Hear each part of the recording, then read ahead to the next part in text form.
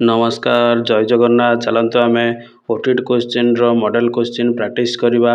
चलतु शिशु विकास और शिक्षा विज्ञान चाइल्ड डेवलपमेंट पेडागोजी आम गोटे सेट प्रैक्टिस करवा। तो देखो एक नंबर क्वेश्चन, शिक्षा मनोविज्ञान अध्ययन करने द्वारा शिक्षकर केउंटी लाभ हुए नहीं। एक देखो शिक्षार्थी विकास धारा सहित परिचित, शिक्षार्थी मानकर समस्या कारण जानते, शिक्षार्थी उपयुक्त शिक्षादान पद्धति व्यवहार से डी हूँ विचार और चिंतन शक्तिर विकास घटे। देखो ऊपर तीनोटी ऑप्शन हो शिक्षार्थी एवं शिक्षकर कौटी हुए ना, विचार और चिंतन शक्तिर विकास, तेणु ऑप्शन डी टी हूँ ठीक उत्तर। से दुई नंबर चलतु, से दुई नंबर देखते निम्नोक्त मध्य केउंटी वस्तुनिष्ठ प्रश्न सह संपर्कित। ए जो प्रश्न एकक निर्दिष्ट विषय वस्तु उपरे माप करे, जो प्रश्नर मात्र गोटे निर्दिष्ट उत्तर थाए, जो प्रश्न एकाधिक शिक्षण उद्देश्य माप करे, जो प्रश्न एक निर्दिष्ट शिक्षण उद्देश्य माप करे। देखंतु आपणकर सबुगुड़िक हूँ देखंतु विषय माप करे, किंतु बीटी देखंतु जो प्रश्न मात्र गोटे निर्दिष्ट उत्तर थाए ताहा हूँ ठीक उत्तर ऑप्शन बी। दुई नंबर ऑप्शन बी टी ठीक उत्तर। से भली देखंतु सर्टिफिकेट प्रदान पाई केउं परीक्षण व्यवहार करा जाए। देखंतु 3 नंबर, तो आपणकर ठीक उत्तरटी देखंतु अभियोग्यता परीक्षण, कृति परीक्षण, व्यवहारिक परीक्षण, डी वाटिका परीक्षण। तो सर्टिफिकेट पाई आपणकर कृति परीक्षण करा जाए, तेणु ऑप्शन बी टी हूँ ठीक उत्तर। व्यवहारिक किंबा वाचनिक परीक्षण करा जाए नहीं। से भली देखंतु 4 नंबर, निम्नोक्त मध्यरु किए शिक्षणर उद्देश्य वर्गीकरण करिवारे संपृक्त थिले। देखंतु ऑप्शन डी हूँ आपणकर गाइटन, ब्लूम, गिलफोर्ड, डी रे पियाजे। तो ठीक उत्तरटी आपणकर हूँ ब्लूम आपणकर शिक्षण उद्देश्यर वर्गीकरण करथिले। से भली 5 नंबर देखंतु परीक्षणटी जो उद्देश्य साधन पर प्रस्तुत करा जायछि, वास्तव क्षेत्र में जदि परीक्षणर सफल हुए ताहले परीक्षणटी केउं गुण अछि बोली कहा जाए। परीक्षणटी आपन जदि सफल हैला ताहले आमे ताको कहबा निश्चिंत भाव में वैलिडिटी बा वैधता, जहाँकि ऑप्शन सी। देखंतु 5 नंबर ठीक उत्तरटी हूँ आपणकर ऑप्शन सी। यह भाव में देखंतु 6 नंबर, निम्नोक्त मध्यरु केउंटी शिक्षण निपुणतार हासिल करिवार अर्थ सहित संपर्कित नुहे। ए हूँ अधिकांश छात्र छात्री शिक्षण निपुणता हासिल करें। बी हूँ शिक्षण श्रेष्ठत्व हासिल पर यथेष्ट समय व्यवस्था थाए। सी हूँ सबु शिक्षार्थी विभिन्न समय निपुण हासिल करेंगे। डी हूँ शिक्षण निपुणता संबंध में मानदंड रही है। तो आपण मानकर देखंतु ऑप्शन सी टी सबु शिक्षार्थी विभिन्न विषय निपुणता हासिल करेंगे बोली आमे शिक्षण करिथाउ। सबु शिक्षार्थी विभिन्न विषय निपुणता हासिल करेंगे, ऑप्शन सी टी हूँ आपणकर ठीक उत्तर। से भली चलतु 7 नंबर, शिक्षादान शिक्षण कार्य चलुला बेले शिक्षार्थी मानकर शिक्षण और शिक्षकर शिक्षादानर अग्रगति संबंध में उचित और तदारख करने निमंते केउं मूल्यांकन उद्देश्य। देखंतु आपणकर शिक्षक और शिक्षकों शिक्षादान अग्रगति करवा ताले को व्यवस्था हम व्यवस्थापक, गठनमूलक, समाप्ति, नैदानात्मक। तेणु 7 नंबर देखंतु ऑप्शन आपणकर हूँ गठनात्मक, कारण विभिन्न समय जो मूल्यांकन करा जाए विभिन्न मझिरे ताहा हूँ आपणकर गठनात्मक मूल्यांकन। तेणु गठनमूलक मूल्यांकन टी आपण मानकर शिक्षण और शिक्षकों शिक्षादान अग्रगति संबंध में करा जाय थाए।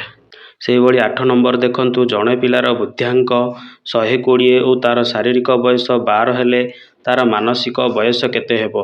देखंतु आपणकर ऑप्शन ए हूँ 8, ऑप्शन बी हूँ 10 एवं सी हूँ 12, डी हूँ 14। तो 8 नंबर देखंतु 120 शारीरिक तार बुद्धियांक गला 120 एवं बयस 12 वर्ष रे सी केते बुद्धियांक तार होइतिबो, मानसिक बयस केते होइतिबो। तो आपणकर मानसिक बयस आपणकर कमी जीवन बढ़ी जीव। तो 8 नंबर देखंतु ऑप्शन टी हूँ बी 10, कारण जहाँ हेले भी बयस ठारू मानसिक दक्षता बढ़े, किंतु एठारे देखा पड़ुचे यह समता रहुची। से भली चलंतु 9 नंबर प्रश्नर, से भली 9 नंबर देखंतु जड़े व्यक्ति गणित रे भल भाव में कला बेले साहित्य रे गणित भली भल करिपारे नाही, यह निम्नोक्त केउंटिकु सूचाउची। देखंतु व्यक्ति व्यक्ति मध्य तारतम्य, व्यक्ति व्यक्तिर तारतम्य, व्यक्तिगत तारतम्य, सी रे बुद्धि रे तारतम्य, ଡିରେ ଉପରୋକ୍ତ କୌଣସିଟି ନୁହେଁ। ଦେଖନ୍ତୁ ଆପଣଙ୍କର ମୁଣ୍ଡରେ ଥିବା ମାନସିକ ଦକ୍ଷତା ଉପରେ ଆପଣଙ୍କର ସମାଧାନ ଗୁଡ଼ିକ ନିର୍ଭର କରେ। ତେଣୁ 9 ନମ୍ବର ଉତ୍ତରଟି ହେଉଛି ଆପଣଙ୍କର ବି ବ୍ୟକ୍ତିଗତ ତାରତମ୍ୟ। ସେହିଭଳି 10 ନମ୍ବର ଦେଖନ୍ତୁ ନିମ୍ନୋକ୍ତ ମଧ୍ୟରୁ କେଉଁଟି ନିର୍ଭରଯୋଗ୍ୟତାର ସ୍ୱରୂପ ନୁହେଁ? ଏରେ ଏକ ସାଂଖ୍ୟିକୀୟ ଧାରଣା, ଏହା ଯଥାର୍ଥ ସର୍ତ୍ତ ଭାବରେ ଗ୍ରହଣ କରାଯାଏ ନାହିଁ। ସମସ୍ତ ପରୀକ୍ଷଣ ପାଇଁ ଏକ ସାଧାରଣ ଭାବର ଲକ୍ଷଣ ଗ୍ରହଣୀୟ ହୁଏ ନାହିଁ। ବିଭିନ୍ନ ଫଳାଫଳ ମଧ୍ୟରେ ସୁସଙ୍ଗତି ନଥାଏ। ତେଣୁ 10 ନମ୍ବରର ଉତ୍ତରଟି ହେଉଛି ଆପଣଙ୍କର ଦେଖନ୍ତୁ ଡି ବିଭିନ୍ନ ଫଳାଫଳ ମଧ୍ୟରେ ସୁସଙ୍ଗତି ନଥାଏ। ସେହିଭଳି ଚାଲନ୍ତୁ 11 ନମ୍ବର ବିକାଶର ବିଭିନ୍ନ ସୋପାନରେ ବ୍ୟକ୍ତି କେତେକ ବିକାଶୋନ୍ମୁଖୀ କାର୍ଯ୍ୟ ସମ୍ପାଦନ କରିବାରେ ଦକ୍ଷତା ହାସଲ କରେ। ଏହା କେଉଁ ମନସ୍ତତ୍ତ୍ୱବିଦଙ୍କ ମତ ଅଟେ? ବିକାଶର ବିଭିନ୍ନ ପର୍ଯ୍ୟାୟରେ ବ୍ୟକ୍ତି କେତେକ ବିକାଶୋନ୍ମୁଖୀ କାର୍ଯ୍ୟ ସମ୍ପାଦନ କରେ। ତେଣୁ ଦେଖନ୍ତୁ ହରଲକ୍, ଆପଣଙ୍କର ହେଙ୍ଗିହର୍ଷ୍ଟ, ଗେସେଲ ଫ୍ରାଙ୍କ। ତ ଆପଣଙ୍କର 11 ନମ୍ବରର ଠିକ୍ ଉତ୍ତରଟି ହେଉଛି ବି ହେଙ୍ଗିହର୍ଷ୍ଟ। ସେହିଭଳି 12 ନମ୍ବର ଦେଖନ୍ତୁ ଶିଶୁର ଶାରୀରିକ ବିକାଶ ଓ ପରିପକ୍ୱତା ସହିତ ତା'ର ବୌଦ୍ଧିକ ବିକାଶ ଅଗ୍ରଗତି କରିଥାଏ। ଏହା କେଉଁ ମନୋବିଜ୍ଞାନଙ୍କ ମତ ଅଟେ? 12 ନମ୍ବର ଦେଖନ୍ତୁ ଏ ହେଲା ପିଆଜେ, ବି ହେଲା ସ୍କିନର, ସି ହେଲା ହେଲବର୍ଗ, ଡି ହେଲା ଭିକ୍ସନ।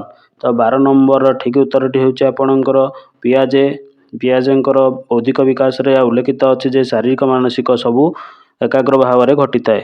ତ 12 ନମ୍ବରର ଠିକ୍ ଉତ୍ତରଟି ହେଉଛି ଏ ଜନ୍ ପିଆଜେ। ସେହିଭଳି ଚାଲନ୍ତୁ 13 ନମ୍ବର ଦେଖନ୍ତୁ ପାଠ୍ୟକ୍ରମର ଗୋଟିଏ ଅଂଶ ଅଧ୍ୟୟନ ପରେ ଶିକ୍ଷାର୍ଥୀଠାରୁ ଯେଉଁ ସବୁ ଉପଲବ୍ଧି ଆଶା କରାଯାଏ ସେପରି କାର୍ଯ୍ୟକୁ କେଉଁ ପ୍ରକାର ଶିକ୍ଷାଦାନ କୁହାଯାଏ? ଅପସନ୍ ଏ ହେଉଛି କାର୍ଯ୍ୟଭିତ୍ତିକ ଶିକ୍ଷାଦାନ, ବି ହେଉଛି ଶିକ୍ଷାର୍ଥୀ କେନ୍ଦ୍ରିକ ଶିକ୍ଷାଦାନ, ସି ହେଉଛି ଶିକ୍ଷକ କେନ୍ଦ୍ରିକ ଶିକ୍ଷାଦାନ, ଡି ହେଉଛି ଶିକ୍ଷଣ କେନ୍ଦ୍ରିକ ଶିକ୍ଷାଦାନ। ତେଣୁ ପାଠ୍ୟକ୍ରମ ଯେହେତୁ ଗୋଟେ ଶିକ୍ଷଣ କାର୍ଯ୍ୟ, ତେଣୁ ଅପସନ୍ ଡିଟି ହେଉଛି ଆପଣଙ୍କର ଶିକ୍ଷଣ କେନ୍ଦ୍ରିକ ଶିକ୍ଷାଦାନ। ତେଣୁ 13 ନମ୍ବର ଠିକ୍ ଉତ୍ତରଟି ହେଉଛି ଆପଣଙ୍କର ଅପସନ୍ ଡି। ସେହିଭଳି ଦେଖନ୍ତୁ 14 ନମ୍ବର ନିମ୍ନୋକ୍ତ ମଧ୍ୟରୁ କେଉଁଟି ମାନକୀକୃତ ପରୀକ୍ଷଣ ପାଇଁ ପ୍ରଯୁଜ୍ୟ ନୁହେଁ? ଏ ହେଉଛି ବିଷୟବସ୍ତୁ ନିର୍ବାଚନ ହୁଏ, ବି ପରୀକ୍ଷଣର ନିର୍ଦ୍ଦିଷ୍ଟ ଶ୍ରେଣୀ ପାଇଁ ହୋଇଥାଏ, ସି ପରୀକ୍ଷା ପ୍ରଣାଳୀ ସ୍ଥିର ହୁଏ, ଡି ଫଳାଫଳ ବ୍ୟବହାର ପ୍ରଣାଳୀ ସ୍ଥିର ହୁଏ। ତେଣୁ ମାନକୀକୃତ ପରୀକ୍ଷଣ ଆପଣଙ୍କର ବିଷୟବସ୍ତୁକୁ ନେଇକି ଆଧାରିତ ହୋଇଥାଏ। ତ ଆପଣଙ୍କର ପରୀକ୍ଷଣ ନିର୍ଦ୍ଦିଷ୍ଟ ଶ୍ରେଣୀ ପାଇଁ ହୋଇଥାଏ। ତେଣୁ ଆପଣଙ୍କର ପରୀକ୍ଷଣ ନିର୍ଦ୍ଦିଷ୍ଟ ଶ୍ରେଣୀ ପାଇଁ ହେଉଛି ଠିକ୍ ଉତ୍ତର, ଯାହାକି 14 ନମ୍ବର ଠିକ୍ ଉତ୍ତର ହେଉଛି ଅପସନ୍ ବି ପରୀକ୍ଷଣ ପାଇଁ ନିର୍ଦ୍ଦିଷ୍ଟ ଶ୍ରେଣୀ ପାଇଁ ହୋଇଥାଏ। ସେହିଭଳି 15 ନମ୍ବର ଦେଖନ୍ତୁ ପର୍ଯ୍ୟବେକ୍ଷଣ ଦ୍ୱାରା ମୂଲ୍ୟାୟନ କରାଯାଉଥିବା ଯେଉଁ ସାଧନ ଉପରେ ଉପସ୍ଥିତ ବ୍ୟବହାର କରି ତୁଳନାତ୍ମକ ମାନ ନିର୍ଦ୍ଧାରଣ କରାଯାଇପାରେ ନାହିଁ, ତାହା କେଉଁ ମାପକ? ନିର୍ଦ୍ଧାରଣ ନା ଯାଞ୍ଚ ନା ପର୍ଯ୍ୟାୟ ଫଳିତ ତାପରେ ଘଟଣାବଳୀ ବିବରଣ? ତେଣୁ 15 ନମ୍ବରଟା ଠିକ୍ ହେଉଛି ଆପଣଙ୍କର ଯାଞ୍ଚ ତାଲିକା, ଯାହାକି ପର୍ଯ୍ୟବେକ୍ଷଣ ଦ୍ୱାରା ମୂଲ୍ୟାୟନ କରାଯାଉଥିବା ସାଧନରେ ଉପସ୍ଥିତ ବ୍ୟବହାର ତୁଳନାତ୍ମକ ମାନ ନିର୍ଦ୍ଧାରଣ କରାଯାଏ ନାହିଁ, କିନ୍ତୁ ଅନ୍ୟଥିରେ ନିର୍ଦ୍ଧାରଣ କରାଯାଏ। ସେହିଭଳି 16 ନମ୍ବର ଦେଖନ୍ତୁ ବ୍ୟକ୍ତିର ଗୋଷ୍ଠୀ ସମ୍ପର୍କ ଜାଣିବା ପାଇଁ ନିମ୍ନୋକ୍ତ କେଉଁ ପଦ୍ଧତି ସହାୟତା ନିଆଯାଇଥାଏ? ତ ଗୋଷ୍ଠୀ ସମ୍ପର୍କ ପାଇଁ ଆପଣଙ୍କର କେଉଁ ପଦ୍ଧତିଟା ନିଆଯାଇଥାଏ? ଦେଖନ୍ତୁ ସାକ୍ଷାତକାର, ପର୍ଯ୍ୟବେକ୍ଷଣ, ବ୍ୟକ୍ତିତ୍ୱ ଅଧ୍ୟୟନ ଓ ସଂପରୀକ୍ଷଣ। ତ ଆପଣଙ୍କର ବ୍ୟକ୍ତିର ବିବରଣୀ, ବ୍ୟକ୍ତିର ଗୋଷ୍ଠୀ ସମ୍ପର୍କ ଜାଣିବା ପାଇଁ ଆପଣଙ୍କର ଦେଖନ୍ତୁ ପର୍ଯ୍ୟବେକ୍ଷଣ କରାଯାଏ, ବ୍ୟକ୍ତିକୁ ଅଧ୍ୟୟନ କରାଯାଏ ନାହିଁ, ସଂପରୀକ୍ଷଣ କରାଯାଏ ନାହିଁ, ସାକ୍ଷାତକାର କରାଯାଇପାରେ ନାହିଁ। ତେଣୁ ଅପସନ୍ଟି 16 ନମ୍ବର ଅପସନ୍ଟି ହେଉଛି ଆପଣଙ୍କର ବି ପର୍ଯ୍ୟବେକ୍ଷଣ। ସେହିଭଳି ଦେଖନ୍ତୁ 17 ନମ୍ବର କ୍ୱେଶ୍ଚିନ୍ଟି ହେଉଛି ଆଚରଣଗତ ପରିବର୍ତ୍ତନକୁ କ'ଣ କୁହାଯାଏ? ତ ଆଚରଣଗତ ପରିବର୍ତ୍ତନକୁ ଶିକ୍ଷଣ, ବି ହେଉଛି ବିକାଶ, ସି ହେଉଛି ଅଭ୍ୟାସ, ଡି ହେଉଛି ଅଭିବୃଦ୍ଧି। ତ ଆଚରଣଗତ ପରିବର୍ତ୍ତନକୁ ହିଁ ଶିକ୍ଷଣ କୁହାଯାଏ। ତ ଏହା ଅପସନ୍ ହେଉଛି ଆପଣଙ୍କର ଏ। ତ 17 ନମ୍ବର ଠିକ୍ ଉତ୍ତରଟି ହେଉଛି ଏ ଶିକ୍ଷଣ। ସେହିଭଳି 18 ନମ୍ବର ଦେଖନ୍ତୁ ନିମ୍ନୋକ୍ତ ମଧ୍ୟରୁ କେଉଁଟି ଅଭିପ୍ରେରଣାର କାର୍ଯ୍ୟ ନୁହେଁ? ତ ଅଭିପ୍ରେରଣାର କାର୍ଯ୍ୟ ନୁହେଁ ଆଚରଣକୁ ଶୃଙ୍ଖଳିତ କରିବା, ଆଚରଣକୁ ସକ୍ରିୟ କରିବା, ଆଚରଣକୁ ଲକ୍ଷ୍ୟାଭିମୁଖୀ କରିବା, ଆବଶ୍ୟକତା ପୂରଣ କରିବା। ତ ଠିକ୍ ଉତ୍ତରଟି ହେଉଛି ଆପଣଙ୍କର 18 ନମ୍ବର ଡି ଆବଶ୍ୟକତା ପୂରଣ କରିବା ହେଉଛି ଅଭିପ୍ରେରଣାର କାର୍ଯ୍ୟ ନୁହେଁ। ସେହିଭଳି ଦେଖନ୍ତୁ 19 ନମ୍ବର ଜଣେ ଶିକ୍ଷକ ଇଟା କେଉଁଥିରେ ତିଆରି ବୋଲି ପଚାରିଲେ ଜଣେ ଛାତ୍ର ଏହା ମାଟିରେ ତିଆରି କହିଲା। ଏହି ଛାତ୍ର କି ପ୍ରକାର ଚିନ୍ତନ ପ୍ରକ୍ରିୟା? କେନ୍ଦ୍ରାଭିମୁଖୀ, କେନ୍ଦ୍ର ପ୍ରସାରୀ, ନିୟନ୍ତ୍ରିତ ଓ କାଳ୍ପନିକ। ତ ଆପଣଙ୍କର ଦେଖନ୍ତୁ ସେ ଦେଖିକି କହୁଛି, ତ ସେଇଟା କ'ଣ ହେବ? 19 ନମ୍ବର ଦେଖନ୍ତୁ ଅପସନ୍ ଏ ହେଉଛି କେନ୍ଦ୍ରାଭିମୁଖୀ। ସେ ନିଜେ ଜାଣିଥିଲା, ତେଣୁ ତାର ଇନ୍ଦ୍ରିୟକୁ କେନ୍ଦ୍ର କରିକି ସେ କହିଲା। ତେଣୁ ଅପସନ୍ ଏ ହେଉଛି ଠିକ୍ ଉତ୍ତର। ସେହିଭଳି 20 ନମ୍ବର ଦେଖନ୍ତୁ, ନିମ୍ନୋକ୍ତ ମଧ୍ୟରୁ କେଉଁଟି ବିକାଶ ପାଇଁ ପ୍ରଯୁଜ୍ୟ ଅଟେ? ବିକାଶ ଏକ ଜୀବନବ୍ୟାପୀ ପ୍ରକ୍ରିୟା। ବିକାଶ ସର୍ବଦା ସମାନ ବେଗରେ ଘଟିଥାଏ। ସବୁ ପିଲାମାନଙ୍କର ବିକାଶ ଧାରା ସମାନ। ଶିଶୁର ବିକାଶ କେବଳ ବଂଶଗୁଣ ଉପରେ ନିର୍ଭର କରେ। ତ 20 ନମ୍ବର ଦେଖନ୍ତୁ, ବିକାଶ ହେଉଛି ଗୋଟିଏ ଜୀବନବ୍ୟାପୀ ପ୍ରକ୍ରିୟା, ସମାନ ଭାବରେ ଘଟି ନଥାଏ। ବିକାଶ କମ୍ ବେଶୀ ହୁଏ। ସବୁ ପିଲାଙ୍କର ବିକାଶ ଧାରା ସମାନ ନଥାଏ।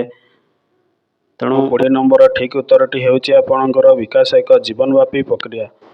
ଅପସନ୍ ଏଟି ହେଉଛି ଠିକ୍ ଉତ୍ତର। ସେହିଭଳି 21 ନମ୍ବର ଦେଖନ୍ତୁ, ଅନଗ୍ରସର ଶିକ୍ଷାର୍ଥୀମାନଙ୍କ ନିମନ୍ତେ ନିମ୍ନୋକ୍ତ କେଉଁଟି ପଦକ୍ଷେପ ନିଆଯିବା ଉଚିତ ନୁହେଁ? ସ୍ୱତନ୍ତ୍ର ଶିକ୍ଷାଦାନ ପଦ୍ଧତି, ସ୍ୱତନ୍ତ୍ର ପାଠ୍ୟକ୍ରମ, ସ୍ୱତନ୍ତ୍ର ଶ୍ରେଣୀଗୃହ, ଅଧିକ ସମୟ ପଢ଼ାଇବାରେ ନିଯୁକ୍ତି। ଦେଖନ୍ତୁ, ସ୍ୱତନ୍ତ୍ର ଶିକ୍ଷାଦାନ, ସ୍ୱତନ୍ତ୍ର ପାଠ୍ୟକ୍ରମ, ସ୍ୱତନ୍ତ୍ର ଶ୍ରେଣୀଗୃହ ଏଗୁଡ଼ିକ ପଦକ୍ଷେପ ନେବା ଉଚିତ, କିନ୍ତୁ ଅଧିକ ସମୟ ପଢ଼ିବାରେ ନିଯୁକ୍ତି କରିବା ଉଚିତ ନୁହେଁ। ତେଣୁ 21 ନମ୍ବର ଡିଟି ହେଉଛି ଠିକ୍ ଉତ୍ତର। ସେହିଭଳି ଭାବରେ 22 ନମ୍ବର ଦେଖନ୍ତୁ। ସେହିଭଳି 22 ନମ୍ବର ଦେଖନ୍ତୁ, ଶିକ୍ଷଣକୁ ଦୃଢ଼ୀଭୂତ ତଥା ଦୀର୍ଘସ୍ଥାୟୀ କରିବା ନିମନ୍ତେ ପୁନରାବୃତ୍ତି, ପୁନରାଲୋଚନା ଦରକାର। ତ ପୁନରାଲୋଚନା, ପୁନରାବୃତ୍ତି ହେଉଛି ଗୋଟେ ଅଭ୍ୟାସ। ଏହା ଶିକ୍ଷଣର କେଉଁ ନିୟମ ଉପରେ ଆଧାରିତ? ତ ପୁନରାବୃତ୍ତି, ପୁନରାଲୋଚନା ଆମେ ବାରମ୍ବାର କରୁଛୁ ଅଭ୍ୟାସ ପାଇଁ। ତେଣୁ ଅପସନ୍ ଏ ହେଉଛି ଠିକ୍ ଉତ୍ତର, ଆପଣଙ୍କର ଅଭ୍ୟାସ। 22 ନମ୍ବର ଠିକ୍ ଉତ୍ତର ହେଉଛି ଅଭ୍ୟାସ। ସେହିଭଳି 23 ନମ୍ବର ଦେଖନ୍ତୁ, ନିମ୍ନୋକ୍ତ ମଧ୍ୟରୁ କେଉଁଟି ଶିକ୍ଷାଦାନ କୌଶଳ ସହ ସମ୍ପର୍କିତ? ଏରେ କଳାପଟା ଉପଯୋଗ, ବିରେ ପ୍ରଶ୍ନ ପଚାରିବା, ସିରେ ଦୃଷ୍ଟାନ୍ତ ଦେବା, ଡିରେ ସମସ୍ତ। ତେଣୁ ଶିକ୍ଷାଦାନ କୌଶଳ ପଚାରିଛି। କୌଶଳ ଗୋଟେ ହେଉଛି ପ୍ରଶ୍ନ ପଚାରିବା, କିନ୍ତୁ କଳାପଟା, ଦୃଷ୍ଟାନ୍ତ ଦେବା, ଉପରୋକ୍ତ ଏସବୁ ସମସ୍ତ କହୁଛି। ତେଣୁ 23 ନମ୍ବରର ଠିକ୍ ଉତ୍ତରଟି ହେଉଛି ଆପଣଙ୍କର ଡି। କଳାପଟାର ବି ଗୋଟେ ପ୍ରକ୍ରିୟା, ପ୍ରଶ୍ନ ପଚାରିବା, ଦୃଷ୍ଟାନ୍ତ ଦେବା, ଏ ଶିକ୍ଷାଦାନର କୌଶଳ। ତେଣୁ ଠିକ୍ ଉତ୍ତରଟି ହେଉଛି ଡି, ଉପରୋକ୍ତ ସମସ୍ତ। ସେହିଭଳି 24 ନମ୍ବର ଦେଖନ୍ତୁ, ପ୍ରତିଭାବାନ ଶିକ୍ଷାର୍ଥୀମାନଙ୍କର ବୌଦ୍ଧିକ ବିକାଶ ନିମନ୍ତେ ଶିକ୍ଷକ କ'ଣ କରିବା ଉଚିତ ନୁହେଁ? କେନ୍ଦ୍ର ପ୍ରସାରୀ ଚିନ୍ତନ ପାଇଁ ସୁଯୋଗ ଦେବା, ବିରେ ବିଶ୍ଳେଷଣ ପ୍ରଶ୍ନ ପଚାରିବା, ସିରେ ଗୋଟିଏ ଶିକ୍ଷାବର୍ଷରେ 2ଟି ଶ୍ରେଣୀକୁ ଉତ୍ତୀର୍ଣ୍ଣ କରିବେ, ଡି ହେଉଛି ଜ୍ଞାନଭିତ୍ତିକ ପ୍ରଶ୍ନ ପଚାରିବେ। ତ ଆପଣମାନଙ୍କର ଦେଖନ୍ତୁ, ଆପଣ ପ୍ରତିଭାବାନ ପିଲାଙ୍କର କଥା ପଡ଼ିଛି। ତ ପ୍ରତିଭା ପିଲାମାନଙ୍କୁ ଜ୍ଞାନଭିତ୍ତିକ ପ୍ରଶ୍ନ ପଚାରିବା ଉଚିତ ନୁହେଁ। ଏମାନଙ୍କୁ କେନ୍ଦ୍ର ପ୍ରସାରୀ ଚିନ୍ତନ, ବିଶ୍ଳେଷଣ ଏବଂ ତାଙ୍କୁ ଅଧିକ ଶ୍ରେଣୀ ଉତ୍ତୀର୍ଣ୍ଣ କରିବା ମଧ୍ୟ ମେଧାବୀ ଛାତ୍ରୀ ବା ପ୍ରତିଭାବାନ ଛାତ୍ରୀକୁ ଆବଶ୍ୟକ, କିନ୍ତୁ ଜ୍ଞାନଭିତ୍ତିକ ପ୍ରଶ୍ନ ପଚାରିବା ଗୋଟିଏ ସାଧାରଣ କଥା। ସେହିଭଳି ଚାଲନ୍ତୁ 25 ନମ୍ବର। ସେହିଭଳି ଦେଖନ୍ତୁ 25 ନମ୍ବର, ଗଠନାତ୍ମକ ମୂଲ୍ୟାୟନ ପାଇଁ ନିମ୍ନୋକ୍ତ କେଉଁଟି ବ୍ୟବହାର କରାଯାଏ? ଏକକ ପରୀକ୍ଷଣ, ରେଟିଂ ସ୍କେଲ୍, ପ୍ରଶ୍ନଗୁଚ୍ଛ, ଉପରୋକ୍ତ ସମସ୍ତ। ତ ଗଠନାତ୍ମକ ପାଇଁ ଆପଣଙ୍କର ଏହି ସମସ୍ତ ଗୁଡ଼ିକ ନିଆଯାଏ। ତେଣୁ ଏକକ ପରୀକ୍ଷଣ ବି ନିଆଯାଏ, ରେଟିଂ ସ୍କେଲ୍ ବି ନିଆଯାଏ, ପ୍ରଶ୍ନଗୁଚ୍ଛ ବି ନିଆଯାଏ, ତ ଉପରୋକ୍ତ ସମସ୍ତ। ତେଣୁ ଅପସନ୍ ଡିଟି ହେଉଛି ଠିକ୍ ଉତ୍ତର। ଉପରୋକ୍ତ ସମସ୍ତକୁ ନିଆଯାଏ ଗଠନମୂଳକ ମୂଲ୍ୟାୟନ ପାଇଁ। ସେହିଭଳି ଚାଲନ୍ତୁ 26 ନମ୍ବର ଦେଖନ୍ତୁ, ନିମ୍ନୋକ୍ତ ମଧ୍ୟରୁ କେଉଁଟି କାର୍ଯ୍ୟଭିତ୍ତିକ ଶିକ୍ଷାଦାନ ବ୍ୟବସ୍ଥାର ସମ୍ପର୍କିତ ନୁହେଁ? ତ କାର୍ଯ୍ୟଭିତ୍ତିକ ଆପଣଙ୍କର ଶିକ୍ଷାଦାନ। ଏରେ ହେଉଛି ଶିକ୍ଷଣ ଲକ୍ଷ୍ୟଭିମୁଖୀ ହୁଏ, ଶିକ୍ଷଣ ଆନନ୍ଦଦାୟକ ହୁଏ, ସିରେ ଶିକ୍ଷାର୍ଥୀ ସକ୍ରିୟ ରହନ୍ତି, ଡିରେ ଶିକ୍ଷକ ଅଧିକ ସକ୍ରିୟ ରହନ୍ତି। ତ 26 ନମ୍ବର ଉତ୍ତରଟି ଆପଣଙ୍କର ହେଉଛି ଡି, ଶିକ୍ଷକ ଅଧିକ ସକ୍ରିୟ ରୁହନ୍ତି।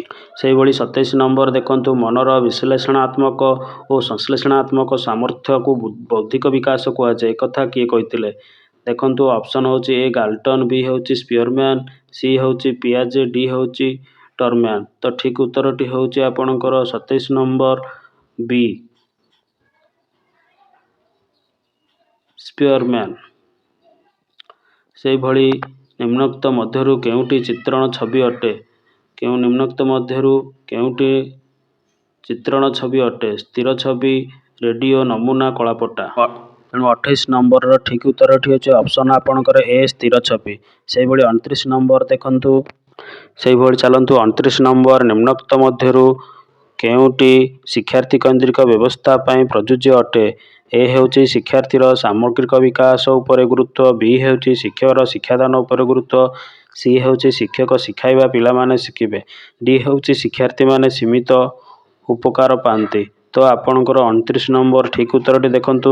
ସାମଗ୍ରିକ ବିକାଶ ଆମେ କରିବା ଶିକ୍ଷାର୍ଥୀର, ତେଣୁ ଶିକ୍ଷାର୍ଥୀ କୈନ୍ଦ୍ରିକ ହେଉଛି ଅପସନ୍ ଏ, ଶିକ୍ଷାର୍ଥୀର ସାମଗ୍ରିକ ବିକାଶ ଉପରେ ଗୁରୁତ୍ୱ। ସେହିଭଳି 30 ନମ୍ବର ଦେଖନ୍ତୁ, କିଏ ଶିକ୍ଷଣ ତତ୍ତ୍ୱ ଉପସ୍ଥାନ ପାଇଁ ଗୋଟିଏ କୁକୁରର ଉଦାହରଣ ନେଇ ପରୀକ୍ଷା କରିଥିଲେ? ତ ଉତ୍ତର ଗୁଡ଼ିକ ଦେଖନ୍ତୁ। ଅପସନ୍ ଏ ପାଭଲଭ, ଥର୍ନଡାଇକ୍, ସ୍କିନର ଏବଂ କୋହଲର। ତ ଆପଣଙ୍କର ଠିକ୍ ଉତ୍ତରଟି ଆପଣଙ୍କର ଅପସନ୍ ଏ ପାଭଲଭ। ପାଭଲଭ ହିଁ କୁକୁର ଉପରେ ଆପଣଙ୍କର ଦୃଷ୍ଟାନ୍ତ ନେଇ ପରୀକ୍ଷା କରିଥିଲେ। ଏହିଭଳି OTT ମଡେଲ କ୍ୱେଶ୍ଚିନ୍ର ଉତ୍ତର ପାଇଁ ଆମ ଚ୍ୟାନେଲକୁ ଲାଇକ୍, କମେଣ୍ଟ ଓ ସେୟାର କରନ୍ତୁ। ଜୟ ଜଗନ୍ନାଥ।